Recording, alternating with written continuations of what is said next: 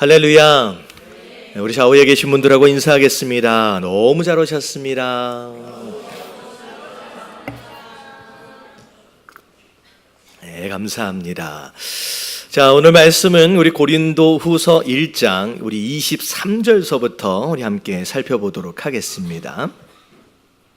자, 고린도후서 1장 23절서부터 우리 살펴보도록 하겠습니다. 자, 먼저 23절서부터 24절까지 함께 봉독하도록 합니다. 시작. 내가 내 목숨을 걸고 하나님을 불러 증언하시게 하노니 내가 다시 고린도에 가지 아니함은 너희를 아끼려 함이라. 우리가 너희 믿음을 주관하려는 것이 아니요 오직 너희 기쁨을 돕는 돕게 자가 되려 하노니 함이니 이는 너희가 믿음에 섰습니다. 아멘. 자, 우리 23절 전에까지의 말씀의 내용을 보면 바울이 직접 복음의 씨앗을 뿌려 세운 이 고린도 교회였음에도 불구하고 고린도 교회 안에서 바울을 모함하는 사람들이 이제 무리들이 있었습니다. 그래서 이래도 불평이고 저래도 불평이고 여러 가지로 바울이 지금 쉽지 않은 그런 상태에 있었어요. 그래서 바울이 고린도 교회에 여러 차례 편지를 쓰기도 하고 또 직접 방문도 하기도 하고 실제로 보면 고린도 후서가 고린도 교회에게 쓴 네 번째 편지라고 이제 다들 얘기할 정도로 자주 또 편지를 쓰게 됩니다. 자, 그러면서 전에 쓴 편지에 의하면 바울 사도가 원래는 이 마게도냐 쪽으로 가기 전에 고린도 교회에 들렸다가 그리고 다시 또 돌아오면서 들리기로 했었거든요. 이게 어떻게 보면 바울 사도의 마음이었고 계획이었습니다. 근데 이 바울 사도가 계획했던 대로 그렇게 되지는 못했어요. 그러다 보니까 또 그곳 가지고서도 이 고린도 교회의 어떤 무리들이 바울을 욕하기 시작했다는 거죠. 한번 약속했으면 지켜야 되는 게 아니냐, 왜 약속해놓고 지키지 않느냐라고 또 이제 욕하기 시작합니다. 자, 그럴 때 바울 사도는 그 얘기를 하는 거예요. 비록 가기를 원했지만 하나님의 인도하심이 거기 있지 않았다는 거죠. 그래서 신실함을 지키는 것도 너무 중요하지만 하나님 말씀에 뭐 하는 것이 더 중요해요? 순종하는 것이 훨씬 더 중요했기 때문에 그렇게 할 수밖에 없었다라고 바울 사도가 해명을 하는 어떤 그런 내용이 22절까지의 내용이었습니다. 자, 23절서부터 나오는 내용도 사실 그 해명의 연속이라고 생각하시면 될 것 같아요. 자, 뭐라고 시작하냐? 내가 내 목숨을 걸고 하나님을 불러 증언하시게 하노니. 심지어 바울의 속마음을 그들에게 알려주기 위해서 뭘까지 또 걸었어요. 목숨까지도 걸고 심지어 누구까지 불렀어요. 가장 소중한 것이라 생각할 수 있는 하나님과 자기 목숨까지 걸고 나의 본심이 그게 아니다라고 알아줬으면 하는 그런 마음으로 지금 이야기하는 거예요. 그래서 실제로 방문하지 못했던 이유, 물론 하나님 말씀에 순종한 것이기도 하지만 내가 다시 고린도에 가지 아니한 것은 누굴 아껴서? 너희를 아꼈기 때문이라는 거예요. 왜냐하면 지금 여러 가지 문제들이 있는데, 자, 밑에 나와요. 자주 방문을 하면 어떻게 돼요? 바울이 자꾸 이 고린도 교회 자체를 통제하려는 시도가 되어질 수 있다는 거죠. 그래서 24절에 뭐라고 나와 있냐? 우리가 너희 믿음을 뭐 해서는 안 돼요? 주관해서는 안 돼요. 그러니까 주관이라고 하는 것은 마치 주인이 된 것처럼 이렇게 저렇게 좌지우지해서는 안 되기 때문에 어떻게 보면 너희가 스스로 생각해보고 결단할 수 있는 여유를 주기 위해서 의도적으로 또 뭐 했다는 거예요? 내가 가지 않은 것이 아니냐라고 설명을 해요. 자, 오직 너희 기쁨을 돕는 자가 되려 함이냐. 그러니까 주관해서 통제하는 게 이 바울 사도의 역할이 아니라, 자, 목회자는 뭐 하는 거예요? 믿음을 도울 때, 성도의 믿음을 도울 때 믿음을 어떻게 하는 거예요? 기쁨을 돕는 자다라는 거. 통제하는 자가 아니라 돕는 자가 되는 것이 맞다. 자, 이는 너희가 믿음에 섰습니다. 이것은 너희 안에 이미 뭐가 들어가 있는 상태예요? 믿음이 들어가 있는 상태이기 때문에 내가 막 주관적으로 막 이렇게 흔들어서 통제해서 될 일이 아니다라고 하는 걸 알기 때문에 그래서 너희들을 방문하지 않았다라고 설명을 합니다. 자, 그리고 나서 2장 1절과 2절 말씀 같이 한번 읽어볼게요. 시작. 내가 다시는 너희에게 근심 중에 나아가지 아니하기로 스스로 결심하였노니 내가 너희를 근심하게 한다면 내가 근심하게 한 자밖에 나를 기쁘게 할 자가 누구냐. 자, 이 밑에 있는 내용들을 전체적으로 좀 살펴보면 이런 내용이에요. 지금 바울이 고린도 교회 때문에 어떤 상태예요? 마음이 근심하고 있는 상태예요. 그리고 바울이 이렇게 해야 된다 저렇게 해야 된다 막 편지를 쓰다 보니까 이 편지를 듣고 바울의 말을 듣고 있는 이 고린도 교회도 바울 때문에 뭐 하고 있어요? 근심하고 있는 거예요. 어떻게 보면 목자와 양의 관계인데 지금 서로가 서로에게 뭐 하는 관계가 되어버렸어요? 근심하는 관계가 되었다는 거죠. 이 바울은 그렇게 되면 안 된다는 거예요. 안 된다는 거예요. 그래서 어떤 관계가 되어져야 하느냐? 3절에 보면 내가 이같이 쓴 것은 내가 갈 때에 마땅히 나를 기쁘게 할 자로부터 도리어 근심을 얻을까 염려하여. 그러니까 원래 어떤 관계냐? 너희는 나를 뭐 해야 될 관계예요? 기뻐해야 될 관계예요. 아, 바울이 온대. 아, 할렐루야. 이런 관계가 돼야 되는데 바울이 온대. 아, 어떻게 해. 여러분, 이런 관계가 됐다는 거예요. 여러분, 제가 여러분들한테 근심이 되면 안 되는 줄로 믿습니다.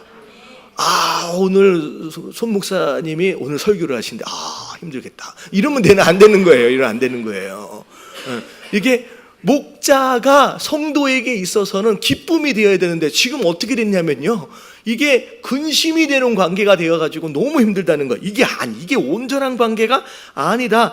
또 너희 모두에 대한 나의 기쁨이 너희 모두에게 충분한 줄 확신하네. 그러니까 어떻게 보면 서로가 서로에게 어떤 관계가 되어지느냐? 기쁨이 되어지는 관계가 되어져야 되는 게, 여러분, 이게 건강한 교회의 모습인 줄로 믿습니다. 우리끼리도 성도들 안에도 보고 싶은 관계가 되어지는 거예요. 할렐루야. 아, 김 집사 왜 이렇게 빠지지도 않아 저 사람은? 여러분, 이렇게 되면 안 되는 거예요. 여러분, 약간 누구 속 얘기를 하는 것 같아서 깜짝 놀라지요. 여러분, 그렇게 되면 안 돼요. 여러분, 누가 되었든 모든 사람이 보면 볼수록 기쁨이 되는 관계로 세워져 가길 주님의 이름으로 축원합니다. 옆에 계신 분들에게 인사 좀 해주세요. 당신은 나의 기쁨입니다. 진솔하게 해주세요. 진솔하게. 자, 내가 마음에 큰 눌림과 걱정이 있어 많은 눈물로 너희에게 썼노니 이는 너희로 근심하게 하려 한 것이 아니요 오직 내가 너희를 향하여 넘치는 사랑이 있음을 너희로 알게 하려 함이니라. 바울 사도가 여러 차례 편지를 쓰기도 하고 또 방문하려고도 하고, 여러분, 이렇게 애를 쓰는데 사실은 이런 노력들조차도 서로가 서로에게 근심을 주는 관계가 되어버리면요, 자꾸 뭐 하는 것처럼 느껴지냐면요, 잔소리하는 것처럼 느껴져요. 자꾸 힘들고 괴롭게 만드는 것처럼 느껴진다는 거죠. 근데 바울은 내가 너희를 힘들게 만들려고 자꾸 편지를 쓰고 방문하고 하는 게 아니다. 내 본심은 어떻게 하는 거예요? 내가 너희를 정말로 사랑한다고 이제 내 마음을 전해주고 싶을 뿐이라는 거죠. 근심하게 한 자가 있을지라도 나는 근심하게 한 것이 아니요 어느 정도 너희 모두를 근심하게 한 거니, 자, 어느 정도로 하면 내가 너무 지나치게 말하지 아니하려 함이니라. 이게 무슨 말인지 도통 읽어도 무슨 얘기인지 잘 모르겠잖아요. 이 얘기는 뭐냐면, 바울 사도가 앞에 내가 너희 때문에 근심한다라고 얘기하니까 고린도 교인들이 생각할 때 바울 사도가 하고 있는 이 근심이 굉장히 심각한 것처럼 생각할 수 있다는 거죠. 그래서 근심하고 있다라고 말하고는 있지만 사실 그렇게 심한 거는 아니니까 걱정하지 마, 이 얘기예요. 무슨 얘기인지 알겠죠? 그러니까 바울 사도가 얼마나 이 고린도 교회가 이 말 한마디 때문에 상처를 입을 수 있는지에 대해서 굉장히 민감하고 예민하게 지금 편지를 쓰고 있는 거예요. 왜냐하면 무슨 말 한마디만 하면 그것 잡고 또 뭐 하고 있어요? 또 꼬투리를 잡고 섭섭하다라고 얘기를 하는 거죠. 그래서 이거 한마디 한마디가, 그러니까 어떻게 보면 이 고린도 교회 바울 사도가 세웠지만 이 교회 하나가 세워지는 게 이게 만만한 게 아니에요. 얼마나 힘든지 여기서 이제 우리가 볼 수 있는 거죠. 자, 이러한 사람은, 자, 이제 근데 중요한 건 이제 6절에 보니까 바울을 근심하게 했던 사람들을 이야기하는 거예요. 이러한 사람은 많은 사람에게서 뭘 받을 것이다? 벌 받는 것이 마땅하도다. 하지만 만약에 그 원인, 그 근심하게 하는 애 원인 되어진 자들은 결과적으로 그 한 일에 대하여 무엇을 치르게 될 것이다. 결과적으로 대가를 치르게 될 것이다. 마땅히 벌을 받을 것이 마땅하라는 거예요. 자, 그런데 이제 보면 7절에 보면 그런즉 너희는 차라리 그를 모아주래요. 예. 교회 안에 분란을 일으키고 있는 그 무리들에 대하여 너무 미워하지 말라는 거예요. 왜냐하면 그 사람들은 다 나중에 어떻게 되기 때문에, 다 벌받게 되기 때문에 오히려 너희만큼은 뭐 해줘라? 그를 용서하고 위로할 것이니 그가 너무 많은 근심에 잠길까 두려워하노라 라고 나와 있어요. 제가 이제 예배 가운데 들어오기 전에 이렇게 인터넷을 보다 되게 안타까운 소식이 인터넷에 떴더라고요. 요 근래에 그 미투 운동 해가지고 성추행한 것으로 해가지고 배우 한 사람이 이제 막 드러나게 되고 막 이렇게 난리가 났잖아요. 그래서 그 사람에 대한 어떤 죄에 대해서 마치 뭐 뉴스에도 뭐 특별 마치 다큐멘터리처럼 막 방송을 하고 온 한국이 그 사람 하나 때문, 그리고 그 사람과 또 더불어 또 그런 무리의 사람들 때문에 난리가 났어요. 근데 오늘 예배 들어오기 전에 이게 보니까 이제 자살을 이제 했다라고, 숨을 거뒀다라고 이제 신문에 났더라고요. 근데 그냥 그런 모습들을 보면서 제가 도대체 자살한 그 사람에 대해서 어떤 댓글을 달았을까라고 했더니 아무도 불쌍히 여기지 않더라고요. 거기에 대해서 끝까지 자살할 용기가 있으면 뭐 사과할 용기가 없느냐 하면서 막 너무 심하게 욕들을 써 내려가는 모습들을 보면서 물론 그 사람이 잘못을 했어요. 정당화될 수는 없지만 누군가의 죄에 대해서 그렇게 나서서 이렇게 욕하고 하는 어떤 그런 모습들은 글쎄요, 이렇게 성경적으로 볼 때 그렇게 아름다운 모습 같아 보이지는 않더라는 거예요. 좀 마음이 아프더라고요, 저는. 근데 어떻게 보면 분명히 마땅히 벌을 받아야 할 마땅한 사람임에도 불구하고 그건 내가 심판할 것이고 너희는 뭐 하라는 거예요? 욕하라는 거예요? 아니에요. 너희만큼은 그냥 용서해주고 오히려 위로해주라는 거예요. 여러분, 이게 우리가 해야 할 몫인 줄로 믿습니다.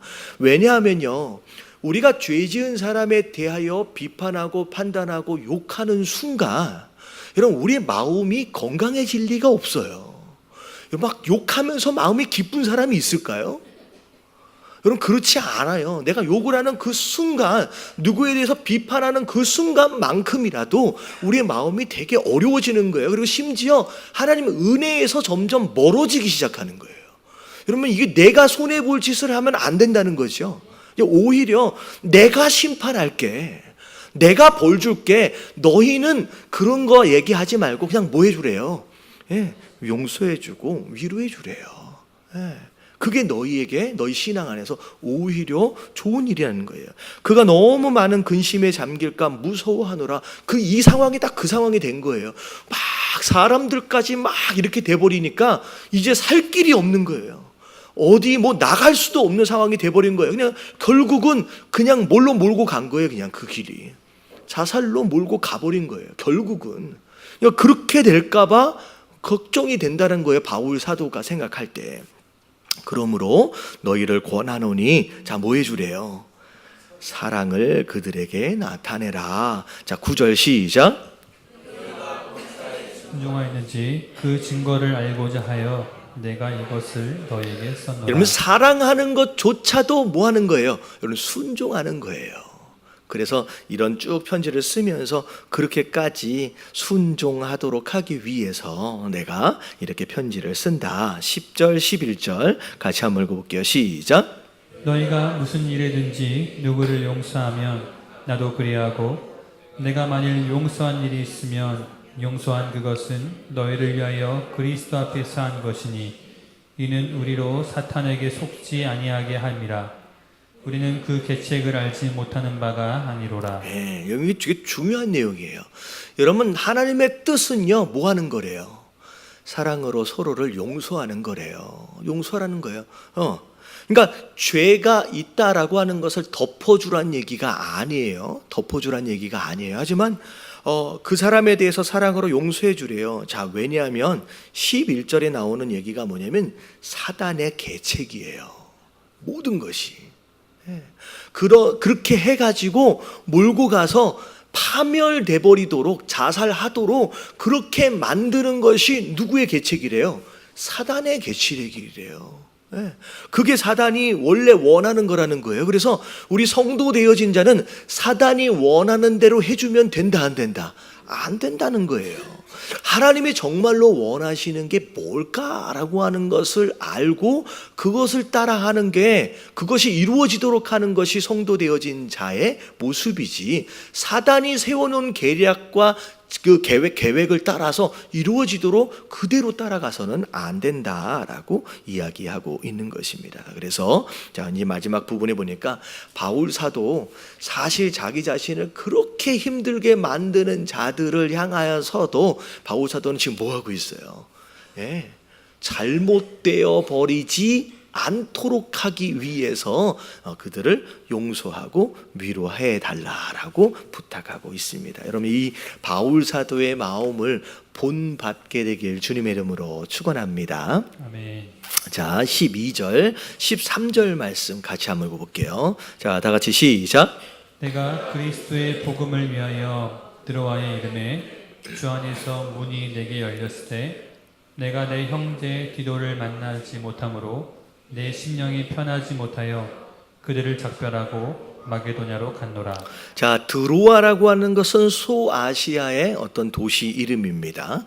자, 드로아에 갔는데, 자, 드로아에서 하나님께서 문을 열어주셨대요. 자, 문이 어디로 열렸냐면요, 그 환상 가운데에서 마게도냐 사람이 도와달라고 막 요청하는 그게 나와 있었잖아요. 그러니까 그런 환상들을 통하여 하나님께서 마게도냐로 진출할 수 있는, 어떻게 보면 유럽이죠. 소아시아에서 유럽으로 진출할 수 있는 길을 하나님께서 열어주셨어요. 자, 근데 자, 사실은 드로아에 와서 이 바울이 누굴 만나길 원했었냐면 디도라고 하는 사람을 만나길 원했습니다. 왜냐하면 이 디도가 고린도 교회의 소식들을 주로 전해줬어요. 그래서 이 디도를 거기서 만나서 지금 고린도 교회가 어떤 상황인지 좀 들었으면 좋겠는데 디도를 못 만났어요. 그래서 어쩔 수 없이 작별을 하고 마게도냐로 넘어갈 수밖에 없었습니다. 만나지 못하고.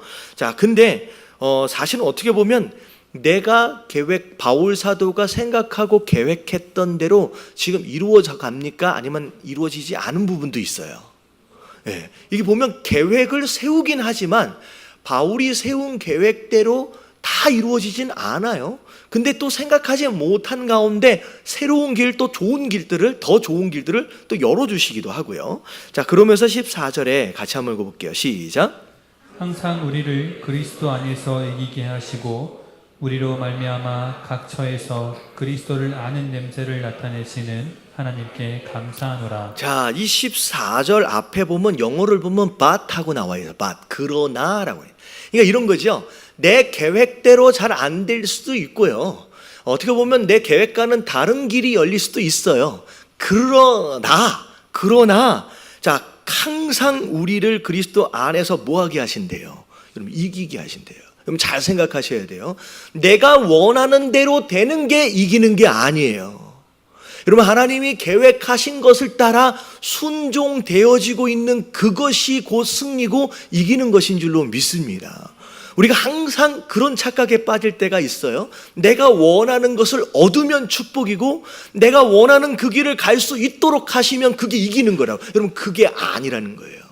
여러분, 하나님은 우리보다도 여러분 뛰어나신 분이고 지혜로우신 분이고, 여러분 심지어 우리를 위해서 우리가 상상하지도 못했던 더 좋은 길로 인도하시는 줄로 믿습니다.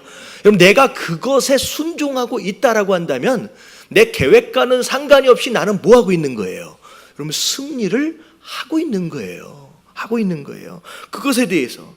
그리고 내가 어디에서든 그리스도를 아는 냄새, 이건 냄새라고 나와 있는데 영어로 보면 아로마예요. 여러분, 이게 향기라고 좀 나왔었으면 조금 느낌이 왔을 텐데, 냄새. 그러니까 내가 어디를 가든지 그리스도를 아는 향기가 누굴 통하여서? 나를 통하여서 막 풍겨나간다는 거예요. 그래서 얼마 전에 그저께인가요? 지난주인가? 저희 이제 김성 교사님이 제 이제 목회 그 실에 딱 들어오시면서, 이렇게 호레비 냄새처럼 꼬리꼬리한 냄새가 난대. 그래서 이상하다. 내가 안 씻어서 그러나 막 이렇게 생각하다가 오늘 이마트에 가지고 이게 향수 많은 거 아로마를 좀 사가지고 왔다 가졌어요. 우리 교회 기지에도 좀 놔두고. 이게 좋은 냄새가 나야 되는데, 좋은 냄새가. 근데 우리 안에 잘 생각해 보세요. 나라고 하는 사람이 지금 어떤 냄새가 나는지 우리가 볼 필요가 있어요. 내가 가는 곳마다 내 나로부터 풍겨나오는 향기로 말미암아 사람들이 막 기분이 좋아지고 있는지, 아니면 이러고 있는지, 그거예요. 그래서 지금 바울 사도는 내 계획대로 안 이루어져도 상관이 없다. 그냥 내 안에서 누구의 향기만 드러난다면, 예수 그리스도의 향기만 드러나면 그냥 나는 감사하다라고 이야기하고 있는 거예요. 항상 감사한데요. 여러분 뜻대로 되든지 안 되든지 상관이 없이 여러분 주님 뜻 안에서 감사하시길 주님의 이름으로 축원합니다. 자, 15절 보니까 우리는 구원받은 자들에게나 망하는 자들에게나 하나님 앞에서 그리스도의 향기다. 자, 망하는 자는 우리의 향기를 좋아해요, 싫어해요? 여러분, 되게 싫어해요. 여러분, 불교 다니는 사람이 전도를 할 때는 가만히 있으면서, 여러분 교회 다니는 사람이 전도를 하면 알러지 반응을 일으켜요. 되게 싫어하거든요. 그래서 가족끼리도 마찬가지예요. 뭐 불교 다니는 가족이 불교 다니라고 절 좀 오라고 얘기를 하면요, 거기에 대해서는 뭐 특별하게 싫어하지 않아요. 근데 유독 교회를 와라 복음을 전하면요, 희한하게 알러지 반응이 확 나타나요. 이게 뭐냐면 어떤 종교를 믿든 그냥 다 한 통속이에요. 여러분, 복음만큼, 여러분 이 기독교만큼은 다른 종류의 소속인 거예요. 그러니까 어떤 종교의 뭐 도를 전하든 그들끼리는 한 통속이기 때문에 들어도 별로 알러지 반응이 없는 건데, 우리는 완전히 다른 소속이기 때문에 전하는 순간 어떤 상황이 벌어져요? 되게 격분하는 어떤 그런 상황들도 벌어진다는 거죠. 어쨌든 싫어하든 좋아하든 우리는 뭐다? 우리는 향기다라고 얘기를 하는 거죠. 자, 16절 다 같이 시작. 이 사람에게는 사망으로부터 사망에 이르는 냄새요, 저 사람에게는 생명으로부터 생명에 이르는 냄새라. 누가 이 일을 감당하리요? 여러분, 이거 문법을 잘 알아야 돼요. 이 사람은 또 뭔 사람이고 저 사람은 뭔 사람이냐. 여러분, 이 앞에 문장을 그대로 가지고 오는 거예요. 여러분, 이 사람이라고 얘기하는 것은 가까운 쪽의 사람이에요. 자, 이 문장으로 봤을 때, 자 15절을 봤을 때 제일 가까운 사람이 누구예요? 망하는 자들이죠. 그러니까 문장 그 자체에서 가장 가까운 사람을 가지고 오는 게 이 사람이에요. 그래서 망하는 자들에게 있어서는 어디서 어디로 간대요? 사망에. 원래 사망에 있었으니까 그걸 또 거부하니까 어디로 가요? 그냥 사망으로 가는 냄새래요. 그리고 자, 저 사람은 좀 멀리 있는 사람이에요. 누구예요? 구원받을 자.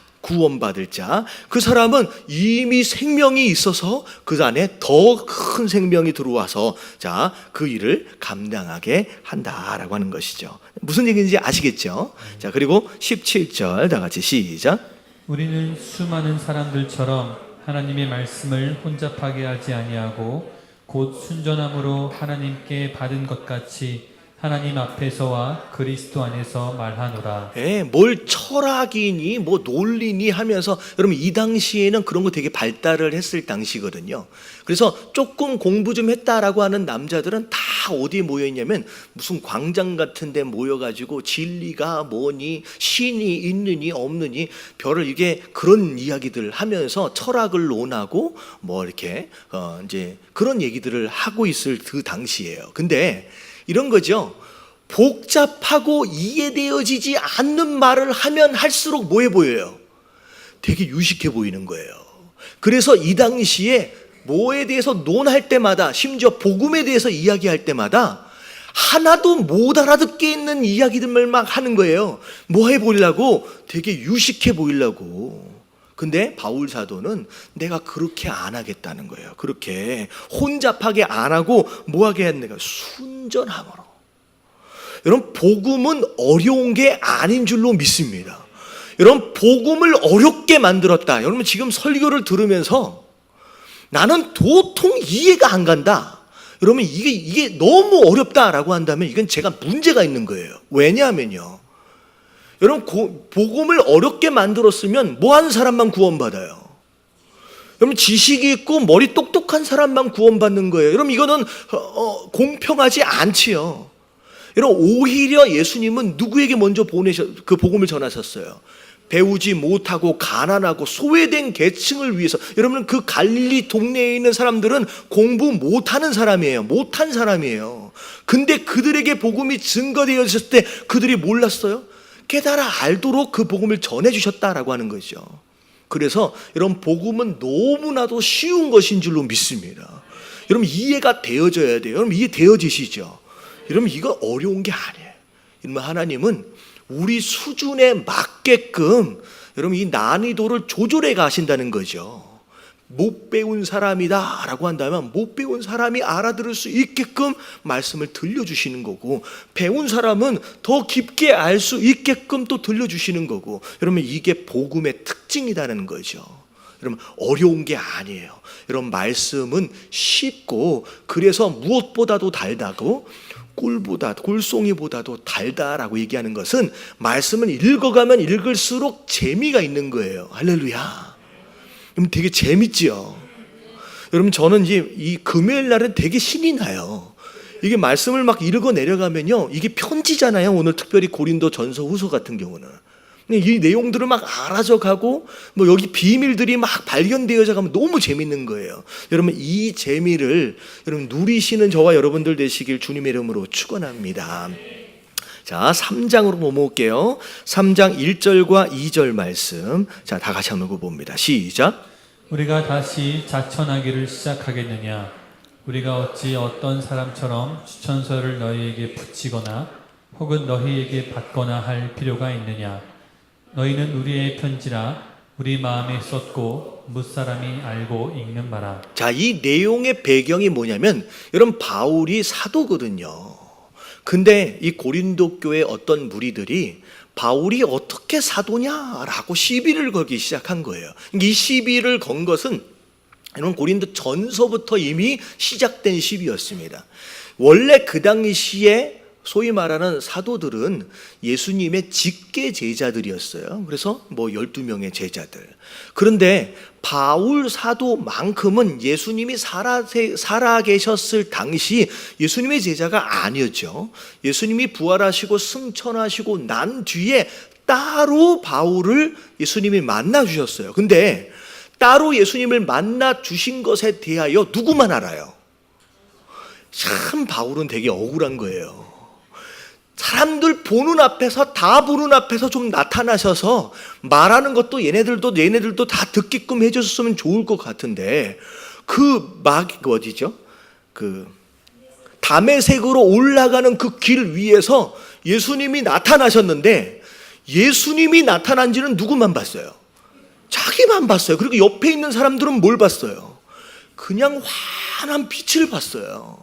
그래서 눈도 못 뜨고 다 엎드려져 있었어요.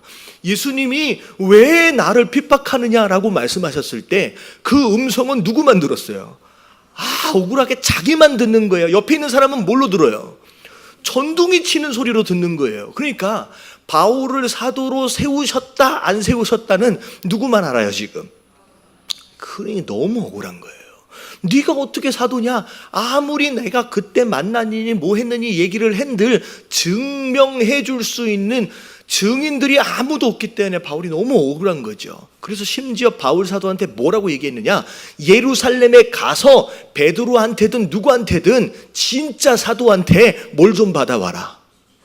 추천장을 받아오라는 거야. 이 바울은 내가 사도가 되어도 됩니다라는 추천장을 받아오라는 거예요. 여러분 이게 얼마나 억울한 일이냐면 이러면 이 고린도 교회는 누가 씨를 뿌렸어요? 여러분 바울이 직접 씨를 뿌려서 세운 교회예요. 근데 이 교회가 심지어 자식 같은 교회가 부모를 지금 인정하지 않는 거예요. 당신이 부모인지 서류를 끊어달라는 그런 얘기라는 거예요. 여러분 이런 거예요. 진짜 그 얘기대로 애써서 애를 키웠는데 여러분 애를 키우는 게 얼마나 어려운지 저는 어른들 얘기에 애를 낳으면 지가 큰데요 알아서 여러분 이거는 완전 거짓말이었어요. 여러분 애를 딱 낳는 순간 아직 못 낳으신 분들 이게 중간중간 계시는데 두 분밖에 안 계시네. 여러분 애를 낳는 순간 인생이 끝이에요. 좀 미안하지만 제가 원래 결혼하기 전에 운동을 자주 했어요. 건강했습니다. 지금 좀 비실비실한데 애를 낳고 나서 핑계 같지만 애를 낳고 나서 운동을 못해. 여러분 영화관 하나를 제대로 갈 수가 없어요. 애를 딱 낳으면. 여러분 애를 낳는 순간 내 인생의 거의 90%는 포기해야 돼요. 그냥 알아서 자라는 게 아니에요. 여러분 그 아이를 그렇게 10년 20년 키워놨더니 나중에 하는 얘기가 뭐냐면 당신이 내 아버지인지 어머니인지 증명서를 가지고 오라는 거예요. 여러분 이거는 그냥 누가 안 보면 때려도 열받지요. 이건 진짜 화가 나는 일이에요. 바울이 하는 얘기가 뭐냐면 2절이 그 얘기를 하는 거예요. 무슨 추천장이냐? 너희는 우리의 편지라. 네가 내 추천장이라는 거예요. 너를 봐라. 네가 어떻게 예수님 만났어? 나 때문에 만났잖아. 네가 어떻게 여기까지 성장했어? 내가 길렀잖아. 내가 기도해주고 내가 편지 써주고 내가 관리해주고. 그러면 그 모든 것들을 지금 네가 잘하고 있는 이 고린도 교회 자체가 바울 사도가 사도인 증거다라고 얘기를 하는 거예요. 여러분 이 얘기를 말하고 쓰고 있는 바울은 마음이 되게 힘든 거예요. 부모를 인정해 주지 않은 거예요. 그동안 그렇게 애를 써서 씨를 뿌리고 돌봐왔는데 그 수고를 인정해 주지 않으니까 얼마나 힘들겠습니까?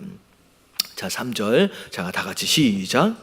너희는 우리로 말미암아 나타난 그리스도의 편지니 이는 먹으로 쓴 것이 아니요 오직 살아계신 하나님의 영으로 쓴 것이며 또 돌판에 쓴 것이 아니요 오직 육의 마음판에 쓴 것이라.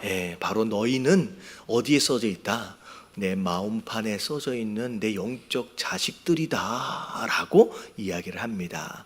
자 그러면서 이제 쭉 이야기가 나오다가 이제 6절 정도를 보면 이제 이런 얘기가 나와요.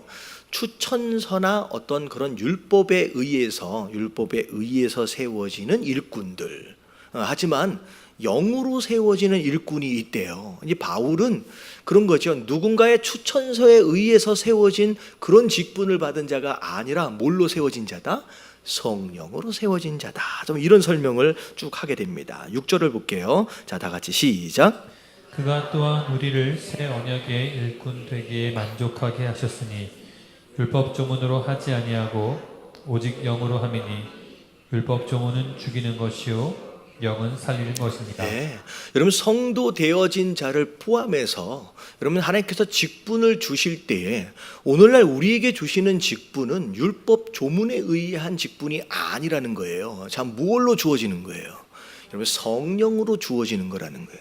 그래서 나중에 보면 율법 조문에 의하여 주어진 직분도 영광스러운 거래요. 근데 그게 아니라 성령으로 주어지는 직분은 얼마나 영광스러운 것이냐. 여러분들 하나님께서 주신 직분이 있다라고 한다면 여러분 그걸 영광으로 아시게 되길 주님의 이름으로 축원합니다.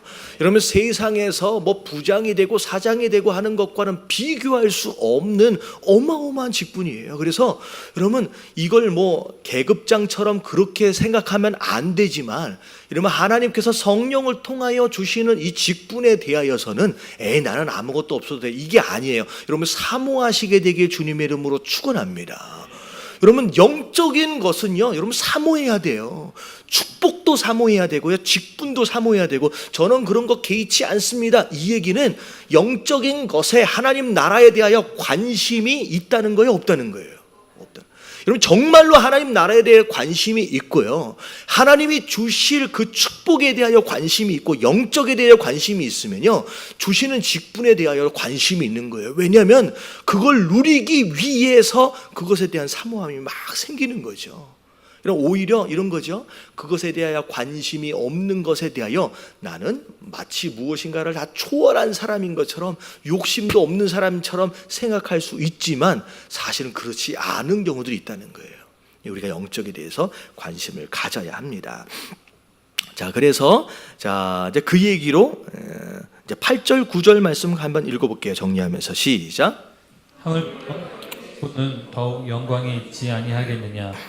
정죄의 직분도 영광이 있은즉 영광이 더욱 넘치리라. 예, 그래서 이 말씀 여기까지 쭉 보면서 우리가 알 수 있는 게 영적으로 농사를 짓고 있는 바울 사도의 입장, 뭐 자식 농사라고 얘기할 수도 있고요, 영적 자녀를 기르는, 여러분 이 일이 여러분 쉬운 일 같아요, 어려운 일 같아요? 이래 어려운 일이에요. 근데요, 여러분 언제 어른이 된대요? 여러분 언제 어른이 돼요? 여러분 아이를 낳아서 길러봐야 어른이 된대요. 다시금 영적으로도 마찬가지예요.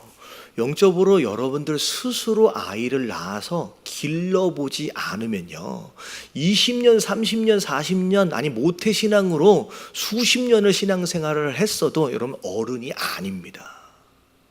길러봐야 돼요. 길러봐야 돼요. 그래서 여러분들 내가 신앙생활을 하면서 낳아서 기른 자녀가 여러분 옆에 있는지를 보십시오. 여러분 그게 아직도 한 명도 없다라고 한다면 여러분 분발해야 되는 줄로 믿습니다. 여러분 집사님이다, 집사의 직분을 가지고 있다라고 한다면 여러분 누군가를 심고 기르고 돌봐서 여러분들을 닮은 누구를 또 세워야 돼요. 집사를 세워야 돼요. 네. 장로라면 더 장로로 세워가야 돼요. 그러면 이게 우리가 영적으로 어른이 되어져 가는 길이에요. 여러분 이 과정이 없는 사람은요, 조금만 섭섭하면 시험 들고요, 조금만 뭐 하면은 교회 안 나오고요, 여러분 이런 일들을 계속 반복해 가는 거예요. 계속 젖줘야 하고요, 기저귀 갈아줘야 되고요, 계속 아이로서의 삶만 산다라고 하는 거예요. 여러분 교회 안에 아기도 있어야 되지만 여러분 성장하여서 그 아이를 돌볼 수 있는 어른들이 많아야 건강한 교회인 줄로 믿습니다. 바울이 지금 그렇게 고생하고는 있지만 여러분 어떻게 보든 바울은 이미 어른인 거예요. 여러분 우리 안에 영적 자녀들을 낳아서 기를 수 있게 되길 주님의 이름으로 축원합니다. 그리고 직분에 대하여 사모하라는 얘기예요. 그리고 12절 13절 볼게요. 다 같이 시작. 우리가 이 같은 소망이 있으므로 담대히 말하노니 우리는 모세가 이스라엘 자손들에게 장차 없어질 것에 결국을 주목하지 못하게 하려고 수건을 그 얼굴에 쓴 것 같이 아니하노라. 자, 이게 무슨 내용이냐? 자, 뭐에 대한 소망이 있냐면 영적인 것에 대한 사모하는 마음이 있어요. 그리고 성령을 통하여 주신 직분에 대한 간절한 마음이 있어요. 그것을 막 바라보며 살아가는 거예요. 바울이 그걸 뭐라고 얘기하냐면 푯대라고 얘기를 하는 거예요. 근데 13절에 뭐라고 얘기하느냐? 모세가 시내산에 올라가가지고 십계명을 받아가지고 내려올 때 모세가 변했어요. 뭐가 변했어요? 얼굴에서 광채가 막 나는 거예요. 여러분, 하나님을 만나 뵙고 나왔더니 얼굴에서 막 광채가 나는 거예요. 이 사람들이 광채가 나는 이 모세의 얼굴을 굉장히 두려워합니다. 두려워하는 거예요. 그런 가운데 모세가 이것은 하나님의 영광의 빛이다라고 하는 것을 쭉 설명을 하면서 나중에 어떻게 돼요? 이 얼굴빛을 가려요. 이제 보지 못하게 해요. 하나님을 만나러 들어갈 때, 회막에 들어갈 때만 걷고 사람을 만날 때는 수건으로 가리게 됩니다. 그랬던 이유가 뭐냐면, 여러분, 얼굴에서 풍겨 나오는 이 광채는 이런 굉장히 제한적인 거예요. 금방 사라질 거예요. 근데 사람들은 이런 걸 되게 좋아해요. 비록 무서워하지만, 우와, 얼굴에서 광채가 나네. 그러니까 진짜 하나님의 영광의 빛에 주목하기보다는 잠깐 있다가 사라질 모세 얼굴의 광채에 뭐하기 시작해요? 주목하기 시작하는. 그래서 모세는 어떻게 했냐면, 이것이 진짜가 아니라 이것을 통하여 뭘 봐라? 하나님의 영광의 빛에 주목하도록 하기 위해서 자기 얼굴에 있는 이 광채를 가렸다는 거죠. 여러분, 이게 얼마나 겸손한 건지 생각해 보세요. 여러분, 이 광채를 사람들 앞에서 막 보여주고 다녀봐요. 그러면 사람들 앞에서 여러분, 모세는 마치 어떤 존재가 돼요? 여러분, 하나님 같은 존재가 되는 거예요. 여러분, 이 광야 생활 가운데 모세가 너무 힘들었던 이유 중에 하나가 뭐냐면, 이 사람들이 모세를 어떻게 봤어요? 우습게 봤어요. 그래서 하여튼간 무슨 일만 벌어지면 돌 들고 와가지고 모세 뭐 하려고 그랬어요? 죽인다고 해요. 어떻게 보면 모세가 이 광야에서 정말로 어려운 그 상황 가운데서 리더십을 제대로 바로 세우길 원했다라고 한다면, 쉽게 세우길 원했다면, 여러분, 이걸 가리지 않는 게 나아요. 보여주고 내가 어떤 존재인지 사람들한테 막 드러냈을 거라는 거예요. 근데 모세는 진짜 착한 사람이에요. 자기가 리더십이 되어져서 자기를 하나님처럼 여기는 것보다 이 백성들이 이걸 통해서 누굴 만났으면 좋겠다, 하나님을 만났으면 좋겠다라고 해서 이 얼굴을 다 가려오게 됩니다. 근데 이게 이제 근데 이 14절에 보면 이 성경이 이제 바울 사도가 이제 뭐라고 비유하느냐? 이 얼굴에 가리워진 이 수건 자체를 뭐라고 비유했냐면, 그들의 마음이 완고하여 오늘까지도 구약을 읽을 때 그 수건을 벗기지 아니하고 있으니 그 수건은 그리스도 안에서 없어질 것이다. 자, 구약 당시에는 가렸어요. 그래서 지성소를 들어갈 때는 누구만 들어가요? 대제사장만 들어가요. 앞에 뭐가 있었냐면 휘장이 있었거든요. 근데 예수 그리스도가 이 땅에 오시고 나서 십자가 못 박혀 돌아가시는 순간, 자, 이 휘장은 찢어져 버렸어요. 더 이상 가리지 않고 누구나 만날 수 있게끔 했다는 거예요. 근데 구약에 가려진 그 수건을 신약에서는 이제 뭐 해버리면 돼요? 이제 걷어버리고 직접 보면 되는데, 여러분, 아직도 그 수건으로 뒤집어 씌워놓고 보고 있다는 거죠. 여러분, 이 수건이 뭐냐면 영적 무지함과 편견이에요.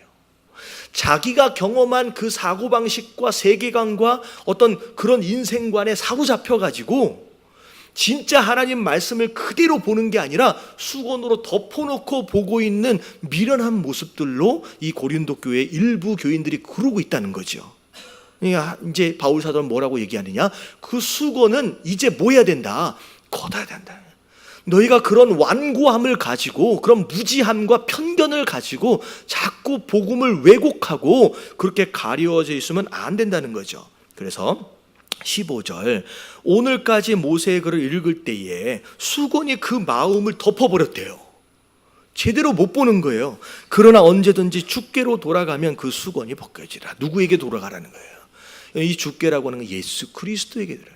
예수 그리스도에게 돌아가야 휘장이 찢어진 것처럼 예수 그리스도에게 돌아가야 너희 안에 있는 그 무지함과 편견들이 찢어져서 벗겨질 수 있다라는 거예요. 여러분, 예수 그리스도가 곧 하나님을 만날 수 있는 유일한 통로인 줄로 믿습니다.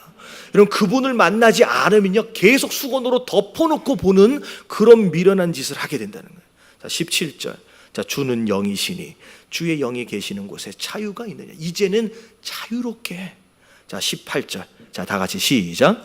우리가 다 수건을 벗은 얼굴로 거울을 보는 것 같이 주의 영광을 보매 그와 같은 형상으로 변화하여 영광에서 영광에 이르니 곧 주의 영으로 말미암음이니라. 자, 28절이 결론이에요. 자, 수건을 벗게 되면 뭘 보는 것처럼 거울을 보는 것 같이 주의 영광을 볼 수 있대요. 여러분, 하나님의 영광을 우리의 고집과 편견을 다 벗어버리고 직접 그렇게 보게 되면요, 하나님의 영광을 본대. 그러니까 그걸 걷어내고 보면 하나님의 영광을 본대요. 근데 여러분, 하나님의 영광을 보면 그 다음에 무슨 일이 벌어진대요? 영광을 보매 그와 같은 형상으로 변화하여. 여러분, 하나님의 영광을 봐야 그리스도를 닮아가게 되는 거예요. 내 삶이 변해가기 시작하는 거예요. 다시 말하면 수건으로 덮어놓은 것처럼 우리의 무지와 편견과 고집과 이런 완고함을 벗어버리지 않으면 아무리 애를 써도 우리가 변한다, 변하지 않는다. 변하지 않는다. 반대로 얘기하면 왜 내가 변하질 않을까?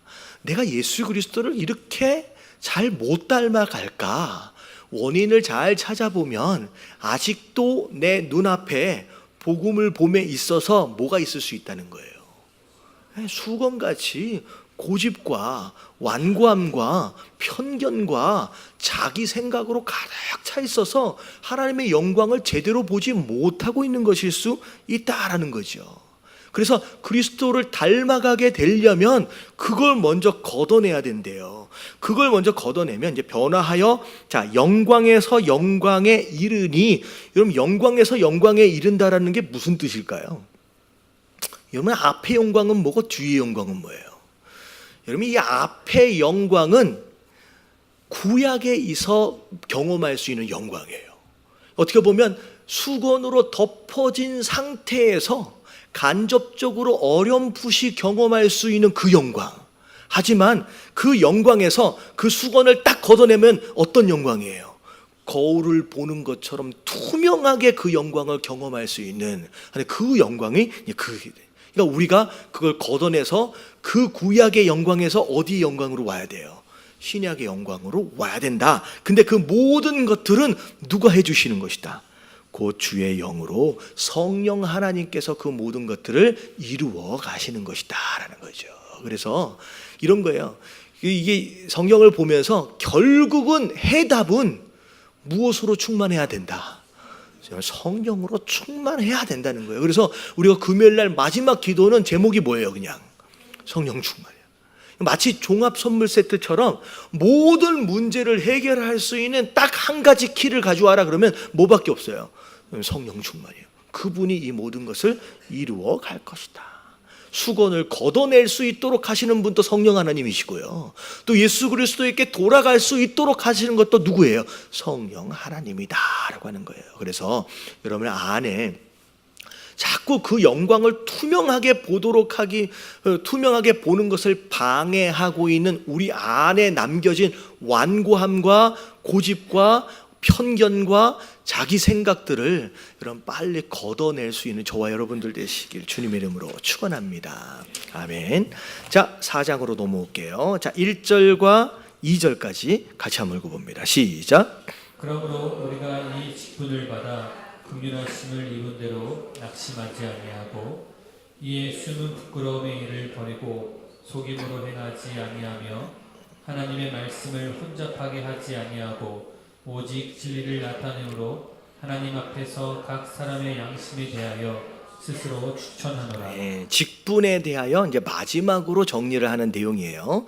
자, 그러므로 우리가 이 직분을 받았대요. 여러분, 직분에 대하여 이야기를 할 때 사실 어떤 단어가 더 어울리냐면 충성이라고 하는 단어가 제일 어울릴 겁니다. 근데 여러분, 충성에 대하여서도 사실 성경은 우리한테 뭐라고 얘기하느냐? 충성되었기 때문에 직분을 주는 게 아니라 뭐 했기 때문에 직분을 준대요? 충성되이 여겨주셨대요. 그러니까 이 표현 자체가 사실 객관적으로 볼 때 충성된 사람이에요? 아직 모자란 사람이에요. 아직 한참 모자란 사람이에요. 그러니까 한참 모자란 사람에게 직분을 준 거예요. 결국은 그것이 하나님이 그를 뭐 해주셨기 때문에, 불쌍히 여겨주셨기 때문에 직분을 주신 거예요. 여러분들이 가지고 있는 직분, 여러분 마땅히 받을만 해서 받은 자는 없는 줄로 믿습니다. 여러분 좀 여기에서요, 제일 불쌍히 여김을 받은 사람이 누구예요? 여러분 오늘 예배 가운데서 제일 불쌍히 여김을 받은 사람, 여러분 저예요. 제가 누구보다 좀 더 잘나서 직분을 받은 게 아니라, 그야말로 이 성경대로 얘기하면 제가 여기서 제일 불쌍히 여김을 받아서 여기 있는 거예요. 할렐루야. 그러면 하나님 불쌍해요. 그래서 우리 나가시면 우리 직분자들 정리해서 딱 이게 해놨어요. 2018년도 이제 우리 직분자들 뭐 훈련도 받아야 되고 뭐 서약도 해야 되고 뭐 이렇게 되게 많았잖아요. 근데 뭐 4번 중에 3번은 와야 된다. 뭐 별의별 이제 기준들을 만들어 놓고 결과적으로 볼 때 어떻게 했어요? 4번 중에 한 번도 못 왔어도 이거라도 써놓으면, 그러니까 이게 사실은 어떻게 보면 계속 어떻게 보면 양보해가지고 결국은 직분자로 세워질 수 있도록 도왔던 그 모습이 사실 성경적으로 뭐 한 거예요? 긍휼히 여겨서 그렇게라도 이렇게 세워갈 수 있도록 이게 도왔던 어떤 그런 모습들이 있는 것 같아요. 그래서 직분이 이제 주어진 거래요. 근데 자, 이에 숨은 부끄러운 일을 버리고 속임으로 행하지 아니하며 하나님의 말씀을 혼잡하게 하지 아니하고, 자, 바울은 그렇게 사역하지 않았대요. 자, 오직 진리를 나타내므로 하나님 앞에서 각 사람의 양심에 대하여 스스로 추천한다. 너희가 나한테 추천서 받아오라고 했는데 그냥 나는 뭐라고 얘기하는 거예요? 너희가 내 추천서고 내가 나 스스로를 추천한다. 더 이상 말하지 말라라고 정리를 합니다. 그래서 2절까지가 그 사도 직분에 대한 논쟁에 대한 해명이 2절까지 이제 끝나요. 자, 그리고 나서 이제 3절서부터 다른 내용이 나오는데, 자, 3절 4절 같이 한번 읽어볼게요. 시작. 만일 우리의 복음이 가려웠으면 망하는 자들에게 가려워진 것이라. 그 중에 이 세상의 믿지 아니하는 자들의 마음을 혼미하게 하여 그리스도의 영광의 복음의 광채가 비치지 못하게 하느니 그리스도는 하나님의 형상이니라. 자, 복음을 전하는데 아무리 전해도 끝까지 거부하는 사람들이 있어요, 없어요? 있어요. 심지어 죽음을 앞에 두고 있음에도 불구하고 안 받아요. 심지어 그 잘난 양심 때문에 못 받는 사람이 있어요. 저는 되게 이런 거죠. 지금 돌아가시게 생겼는데 복음만 받으면 이게 영접만 하면 구원 받을 수 있거든요. 근데 그 병상에 누워서 뭐라고 얘기했냐? 내가 어떻게 살았는데 양심이 있어야 양심이 있지 어떻게 내가 구원받을 수 있겠습니까? 라고 하면서 그 복음을 안 받는 거예요. 이것만큼 답답한 게 어디냐. 근데 여러분 이게 끝까지 받지 못하는 이유는 그 사람이 뭐 하는 사람이기 때문에, 여러분 망하는 사람이기 때문에요. 근데 왜 망하는지에 대해서 설명하고 있어요. 꼭 하나님을 만나야 돼요. 복음을 들어야 되는데 누가 방해를 하고 있대요? 이 세상의 신이래요. 사단과 악한 영이 그 마음에 들어가서 혼미하게 만든대요. 봐야 할 것을 못 보게 만드는 거예요. 그런 유혹들이 있는 거예요. 그래서 결국은 그것으로 인하여서 광채를 보지 못한다. 그 영광을 보지 못한다라고 하는 것이죠. 그래서 여러분 전도하기 전에 반드시 전도자가 해야 될 게 뭐냐면 기도예요. 왜냐면 하나님, 저 눈을 가리고 있고 저 마음을 덮고 있는 이 악한 영을 하나님 물리쳐 달라고. 여러분 우리의 잘난 논리적인 말이나 이런 것으로 설득되어지는 게 아니거든요. 하나님은 그 마음을 덮고 있는 저 악한 영의 방해로부터 하나님 방해를 깨트려 달라고 여러분 기도해야 되는 줄로 믿습니다. 여러분 전도는요 영적인 거예요. 이 사단이 방해를 하고 있다라고 하는 것이죠. 자, 그러면서 바울 사도가 내가 전한 복음은 예수가 주 되신 거, 그리고 우리가 너희의 종 되어진 거, 순수하게 그런 것들만을 전했다라고 얘기합니다. 그리고 6절 말씀 같이 한번 읽어볼게요. 시작. 어두운데 빛이 빛이라 말씀하셨던 그 하나님께서 예수 그리스도의 얼굴에 있는 하나님의 영광을 아는 빛을 우리 마음에 주셨느니라. 자, 빛이 있으라라고 하셨을 때의 하나님의 모습, 이게 창세기의 천지 창조의 시작이잖아요. 근데 하나님께서 그 빛을 우리에게 비춰주시려고 한대요. 뒤에 보니까 하나님의 영광을 아는 빛을 우리 마음에 비춰주시려고 한대요. 근데 자, 보세요. 자, 그 빛을 비춰주시려고 하는데, 자, 이런 게 이게 뭐냐면, 자, 하나님의 영광의 빛이라고 얘기하지 않고 영광을 아는 빛이라고 얘기했어요. 다시 말하면 우리에게 빛을 비춰주시는 이유와 목적이 뭐냐면 그 빛을 통하여 하나님을 뭐 하도록 하기 위해서, 알도록 하기 위해서요. 어둠 가운데 있기 때문에 무지한 거예요. 보이지 않으니까. 근데 빛을 비춰주심으로 인하여서 하나님의 영광을 알도록 하기 위해서 그 빛을 비춰주시는 거예요. 근데 여러분, 이 빛이 어디서 나온대요?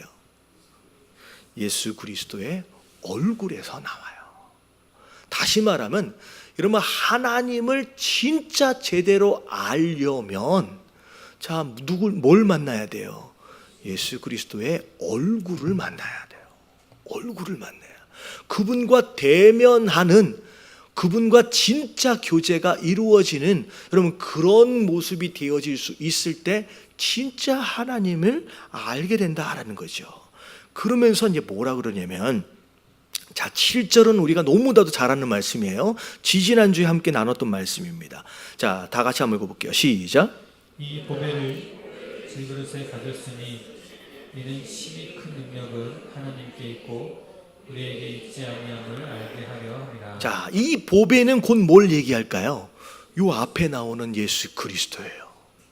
자, 이 예수 그리스도를 질그릇 되어진 우리에게 담았대요.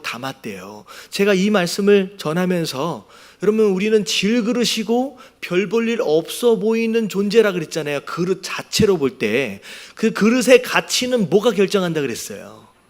뭐가 담겨져 있느냐에 따라서 그 그릇의 가치가 결정된다 그랬어요. 그래서 여러분, 아무리 이쁘고 멋있는 그릇이더라도 여러분, 거기에 쓰레기를 담아버리면 뭐가 된대요?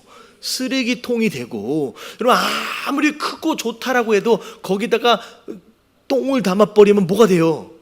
이건 똥통이 된대요. 아무리 보잘것 없어 보여도 여러분, 거기에 보배를 담으면 그게 뭐가 돼요? 보배의 합이 된다라고 하는 거죠. 그래서 우리 안에 도대체 뭘 담아내고 있느냐라고 하는 것이 바로 우리의 가치를 결정한다라고 하는 거죠. 그러면서 그 질그릇 자체에서 능력과 가치가 나오는 게 아니라 담겨진 것에서 능력과 가치가 나온대요. 그래서 이는 심히 큰 능력은 누구에게 있다? 그릇에게 있는 게 아니라 담겨져 있는 그 하나님께로부터 온다는 거죠. 우리에게 있지 않다라고 하는 것을 알도록 하기 위해서 그릇이 아니라 담겨진 것을 통하여 능력이 나오도록 했다라고 하는 거죠. 그러면서 우리 스스로 능력을 내려 하지 마시고, 여러분, 담겨진 것, 좋은 것을, 하나님의 것을 담아냄으로 말미암아 여러분, 이게 우리의 능력 되도록 하시길 주님의 이름으로 축원합니다. 그래서 여러분, 신앙은요, 껍데기 싸움이 아니에요. 얼마나 크게, 얼마나 이쁘게, 그게 아니에요. 무슨 싸움이냐면 뭘 담아내느냐라고 하는 거에 대한 싸움이에요. 여러분, 이게 불교 같은 걸 보면, 불교에 좀 다녀보신 분들은 여러분, 불교는 계속 뭐 하라고 얘기해요? 비유라고 얘기를 해요. 여러분, 신앙은요, 기독교 신앙은요, 비우는 신앙이 아니에요. 여러분, 비우는 신앙이 아니에요. 보세요. 요 안에 만약에 비어 있으면, 여기 물이 없으면 이 안에 뭘로 가득 차 있는 거예요? 여러분, 공기로 가득 차 있어요. 보이지 않는 공기로 가득 차 있는데, 여러분, 이 안에 있는 공기를 빼는 게 쉬울까요? 어려울까요? 여러분, 이건 진짜 어려운 거예요. 여러분, 불교에서는 마치 이런 시도를 하는 거예요. 빼내기 너무 어려운데 그 공기를 빼내려고 벽 보고 무언 수행을 하고 별의별 노력들을 해보는 거예요. 근데 아무리 10년 동안 노력을 한들 이 안에 공기가 아주 조금은 빠질 수 있어도 완전히 빠져나올 수는 없는 거죠. 여러분, 다 빠져나오면 어떻게 될 것 같아요? 여러분, 이 안에 있는 공기를 전부 다 뺄 수 있으면요, 여러분, 이 그릇이 깨져버립니다. 이게 되는 일이 아니에요. 여러분, 이 안에 공기를 빼는 가장 쉬운 방법이 뭐냐? 이게 다행히 여기 그릇이 2개가 있네. 뭐 해버리면 돼요? 이렇게 해버려요. 여러분, 담긴 것만큼 공기는 빠져나오게 돼 있어요. 여러분, 성경적 신앙은요, 빼는 게 아니라 뭐 하는 거예요? 하나님의 것을 채우는 거예요. 여러분, 나쁜 생각을 안 하려고 노력을 해도 여러분, 이게 멈춰지는 게 아니에요. 뭐 하면 멈춰져요? 좋은 생각을 담으면 멈춰져요. 나쁜 마음도 마찬가지고 고집도 마찬가지고요. 여러분, 이게 하나님 원치 않는 것들이 자꾸 담겨져 있으면 여러분, 좋은 것을 담으세요.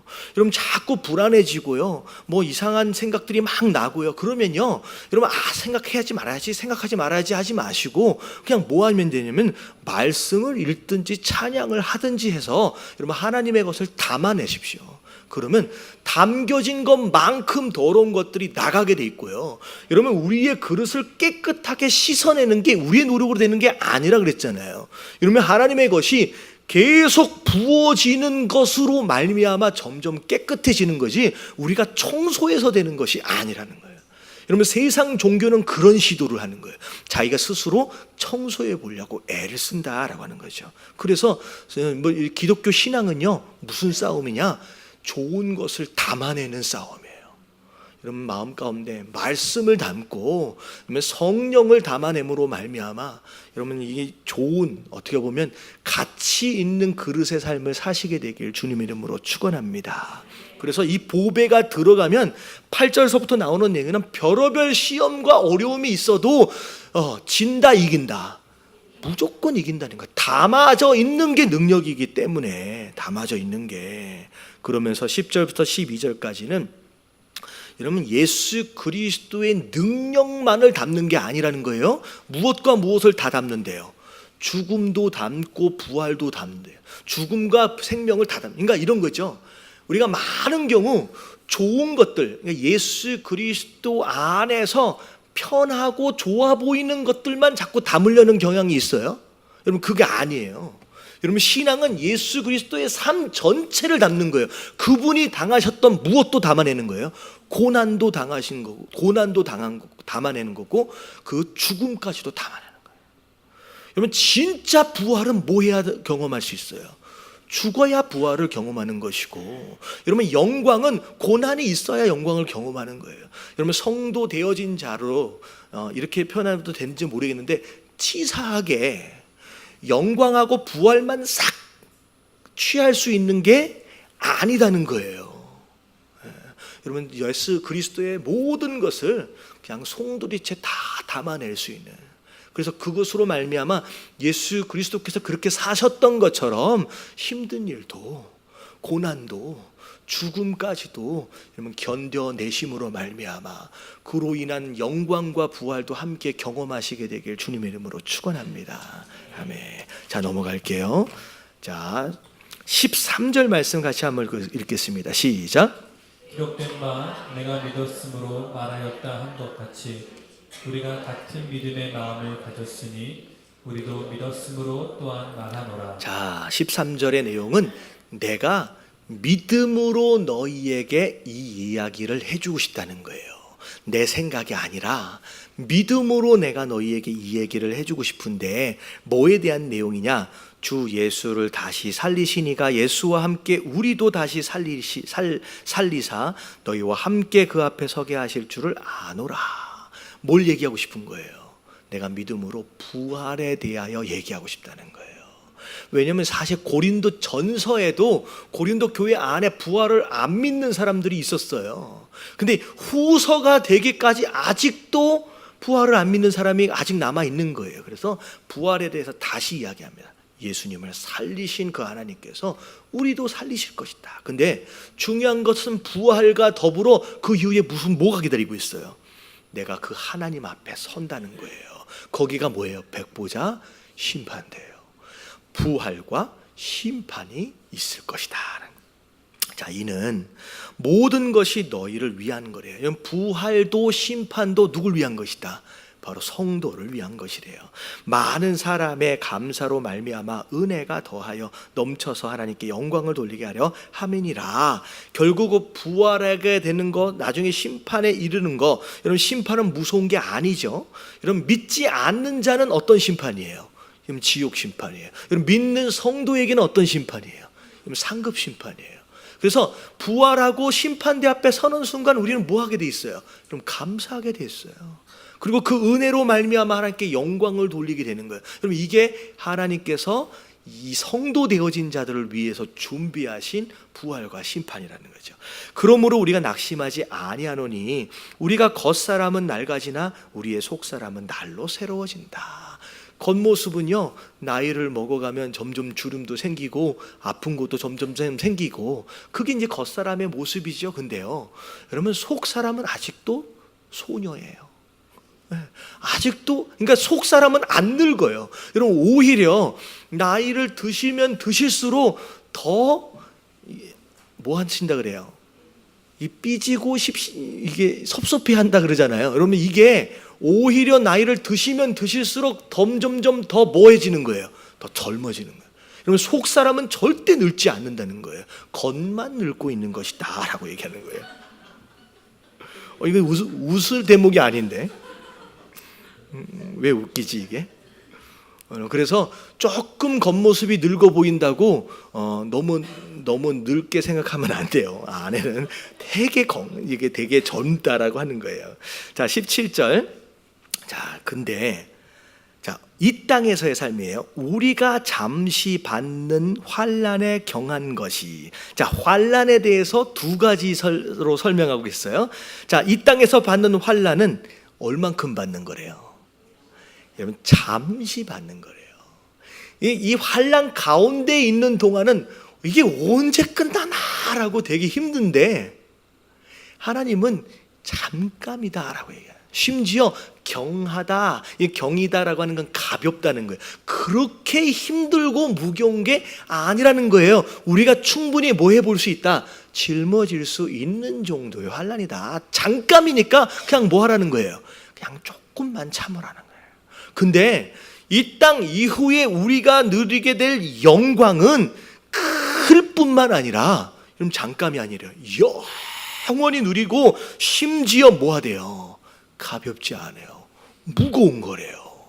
영광이 무겁대요. 여러분 이것은 어마어마한 가치가 있다라고 하는 거예요. 그걸 우리에게 누리도록 하기 위해서 지금 부활과 심판을 준비해 놓으셨대요. 그래서 우리가 주목하는 것은 보이는 이 땅의 것이 아니래요. 좀 힘들고 어렵지만 자꾸 이 땅의 문제에 집중하지 말고 뭐에 집중하라? 보이지 않는 영적인 것에 하나님 나라에 집중해야 된다라고 얘기하는 거예요. 자, 보이는 건 얼만큼이다? 잠깐이래요. 여러분 많이 살아봤자 여러분 몇 살까지 살아보고 싶어요? 80이면 괜찮을 것 같아요. 여러분 80 되면요, 더 살고 싶을 거예요. 여러분 100살 살면 스스로 이렇게 얘기할 거예요. 이 정도 살면 됐지. 여러분 그게 거짓말이 되잖아요. 더 살고 싶은 거예요. 근데 아무리 많이 살아봤자 뭐 120년? 진짜 뭐 이렇게 표현하면 애매해. 지긋지긋하게 살아봐도 130년. 근데 하나님은 뭐라고 말씀하시냐? 그것이 뭐다? 잠깐이래요. 정말로 눈 깜짝할 사이에 지나가는 거예요. 여러분 어르신들한테 물어보세요.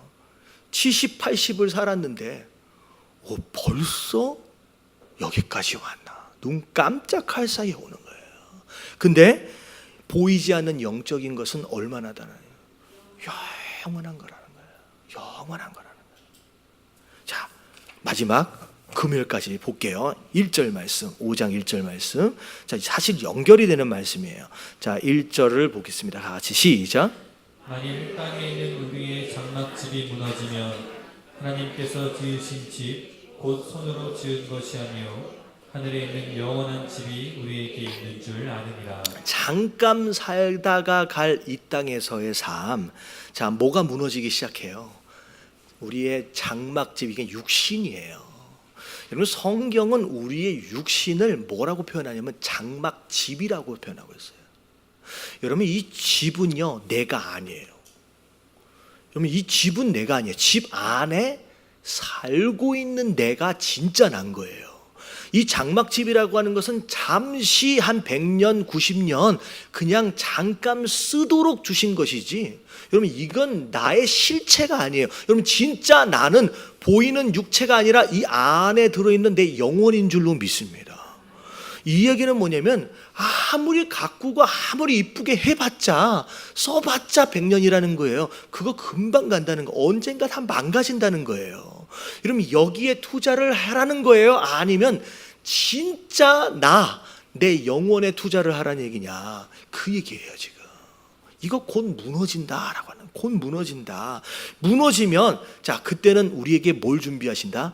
손으로 짓지 않는 영원한 그 집을 나를 위해서 준비해 놓으셨대요. 하늘에 있는 영원한 집이 우리에게 있는 줄 우리가 안대요. 그래서 2절에 보니까 참으로 우리가 여기 있어, 이 땅에서 탄식하며 하늘로부터 오는 우리의 처소를 덧입기를 간절히 사모한대요.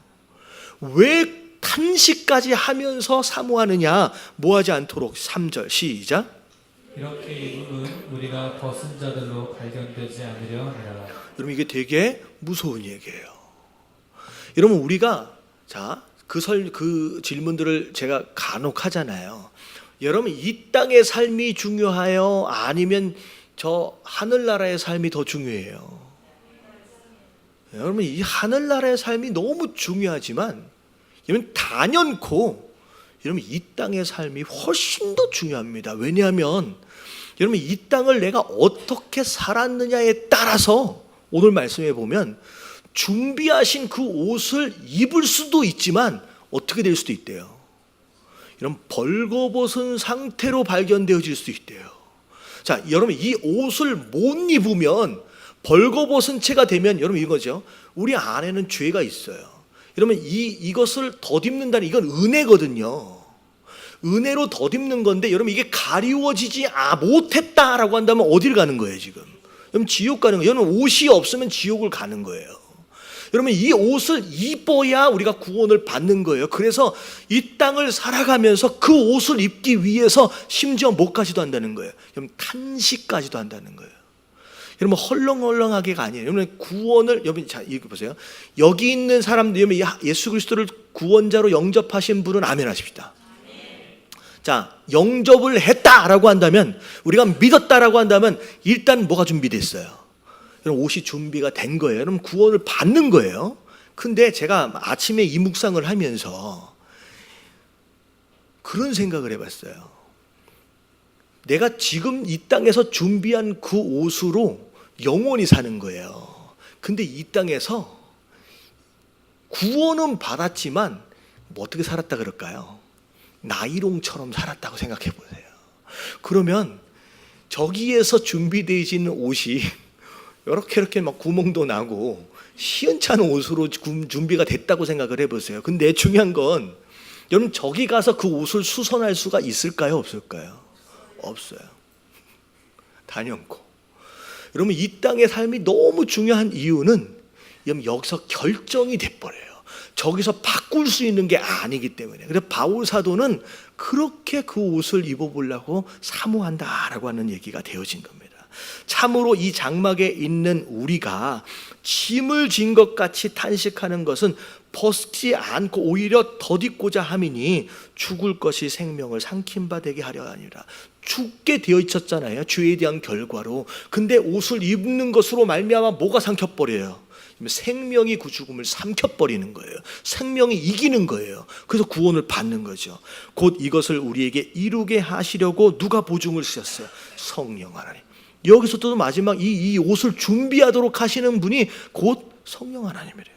그러므로 우리가 항상 담대하여 몸으로 있을 때에는 주와 따로 있는 줄 아노니. 자, 이 땅에서 몸을 입고 있는 동안에는 하나님 나라랑 지금 멀어져 있는 상태잖아요. 근데 이는 우리가 믿음으로 행하고 보는 것을 행하지 아니함이로다. 자, 이 땅에서는 믿음으로 산다는 거죠. 우리가 담대하여 원하는 바는 차라리 뭘 떠나라? 몸을 떠나 주와 함께 있는 것이 오히려 훨씬 더 좋다는 거죠. 바울 사도는 천국을 보고 왔어요. 그랬더니 이 땅에서는 지금 바울 사도 보세요. 고린도 교회 성도들로부터 어떤 대접을 받고 있는지. 환난이에요. 고난이에요. 이 땅을 사는 것 자체가 힘들어요. 바울 사도 입장에서 본다면 어딜 빨리 가는 게 좋다. 천국 가는 게 너무 좋다. 여러분, 저기가 훨씬 더 좋은 곳인 줄로 믿습니다. 저희가 훨씬 더 좋아요. 여러분, 저기를 사모해야 된다는 거예요. 근데 9절 말씀이 중요해요. 같이 한번 읽어볼게요. 시작. 그런즉 우리는 몸으로 있든지 떠나든지 주를 기쁘시게 하는 자가 되기를 힘쓰노라. 여러분, 몸으로 있다라고 하는 것은 살아있든지 떠났다라는 건 죽어있든지 그냥 우리는 무엇을 위해 산다? 주님께 기쁨 드리기 위해 산다는 거죠. 어떻게 보면 저기로 빨리 가는 것이 뭐 아프지도 않고 슬프지도 않고 고난도 없고 환난도 없고 너무 좋을 수 있는 곳이지만 우리가 이 땅에서 단 하루라도 더 살아야 할 이유가 있다라고 한다면 이 땅이 좋아서가 아니라는 거예요. 여러분, 이 땅에서 누구에게 기쁨 되는, 하나님께 기쁨 되어질 수 있도록을 위해서 우리가 할 일이 있다는 거예요. 그래서 오늘 하루를 더 산 것인 줄로 믿습니다. 우리가 사는 이유예요. 그게 아니라면 뭐 그 일이 안 한다라고 한다면 매일매일 사는 동안 죄 짓고 살 바에야 어떻게 하는 게 나아요? 빨리 가는 게 낫다는 거죠. 우리가 해야 할 일이 있기 때문에 이 하루를 더 산다는 거죠. 자, 10절 마지막 다 같이 시작. 이는 우리가 다 반드시 그리스도의 심판대 앞에 나타나게 되어 각각 선악간에 그 몸으로 행한 것을 따라 받으려 합니다. 네, 우리가 부활하고 나서 심판대 앞에 다 예외 없이 쓰게 된대요. 근데 섰을 때 우리가 어떤 기준을 따라서 우리가 상급을 받게 되느냐, 몸을 입고 있는 동안 내가 어떻게 살았느냐라고 하는 것에 대한 기준을 가지고 하나님께서 상급을 주신다라고 하는 거죠. 그래서 여러분, 장막집, 썩어지고 무너질 장막집에 너무 투자하지 마세요. 애쓰지 마세요. 여러분, 이건 그냥 부서지게 돼 있어요. 자, 어디에 투자하라? 여러분, 이게 집인 내가 아니에요. 내가 아니라 진짜 나는 그 집 안에 살고 있는 내 영혼이다라고 하는 거. 여러분, 육신을 입고 살아가는 여러분 이 땅에서 삶, 이 땅에서의 삶, 여러분 이게 내가 어떻게 살았느냐에 따라서 영원한 삶에 내가 입게 될 옷이 결정이 된대요. 여러분, 그 옷을 잘 준비해 가시길 주님의 이름으로 축원합니다. 근데 중요한 건 여러분, 이 옷은요, 내가 얼마나 예배를 잘 들었느냐에 대한 내용이 아니에요.